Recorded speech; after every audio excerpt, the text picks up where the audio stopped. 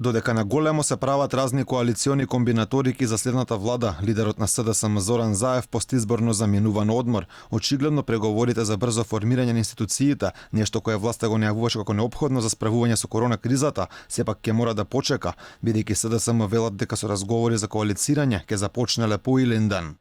Председателот Заев од утре ќе користи неколку денови годишен одмор кој ќе го мине во државата. Имајќи го предвид изминатиот период исполнет со корона криза и предизборни кампањи, СДСМ се залага во деновите до и околу Илинден граѓаните да може да здивнат од политичките активности на партиите. После Илинден, согласно законските рокови, влегуваме во процес на дефинирање на владината коалиција водена од СДСМ.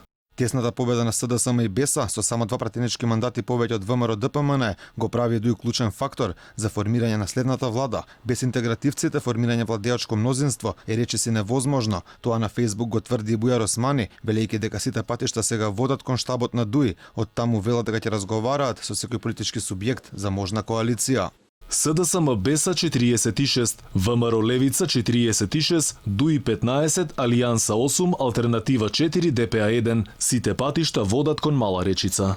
Дека без ДУИ е реално невозможно да се состави влада, согласен универзитетскиот професор Владимир Божиновски. Тој во гостување во Што не е јасно на Алфа вели дека следуваат тешки преговори за оформување ново владино мнозинство. ДУИ е константа. Сега што ќе се случува? Кој ќе биде партнерот на ДУИ?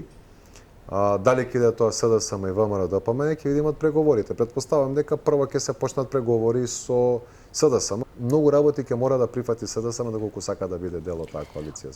И широка влада е опција која во моментов изгледа реално, доколку ДУИ остане на уцената за албанец премиер, согласен со ова и новинарот Дестан Јонузи. Тој во емисијата Што не е јасно кажа дека Ахмети може да коалицира со секого, бидејќи правилото победник со победник веќе било прекршено.